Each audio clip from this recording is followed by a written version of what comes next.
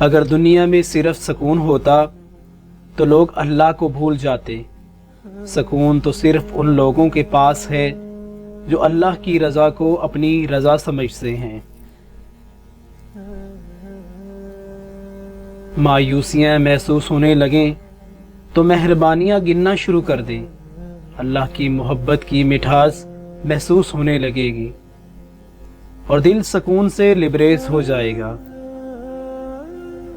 جس چیز کا علم نہیں اس کو مت کہو، جس چیز کی ضرورت نہیں اس کی جستجو مت کرو، جو راستہ معلوم نہیں اس میں سفر مت کرو۔ جس پر نصیحت اثر نہ کرے اسے سمجھ جانا چاہیے کہ اس کا دل ایمان سے خالی ہو چکا ہے۔ جو شخص راز پوشیدہ رکھتا ہے وہ گویا اپنی سلامتی کو اپنے قبضے میں رکھتا ہے۔ خود کو ایسا ہی ظاہر کرو جیسا تم ہو، یا ویسے بن جاؤ جیسے خود کو ظاہر کرتے ہو۔ دو چہرے انسان کو کبھی نہیں بھولتے، ایک مشکل میں ساتھ دینے والا، دوسرا مشکل میں ساتھ چھوڑ جانے والا۔ دل کا بوجھ اللہ کی بارگاہ میں رونے سے ہلکا ہوتا ہے۔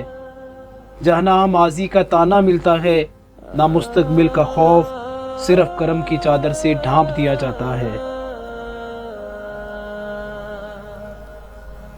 اپنی طرف سے پوری کوشش کرو، محنت کرو، صحیح طریقہ اپناؤ، دعا کرو، امید رکھو اور پھر نتیجہ اللہ پر چھوڑ دو۔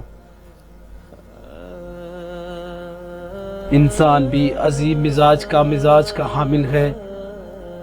جو اس کی طبیعت کو سمجھے وہ اچھا لگتا ہے اور جو اس کی نیت کو سمجھے وہ برا لگتا ہے۔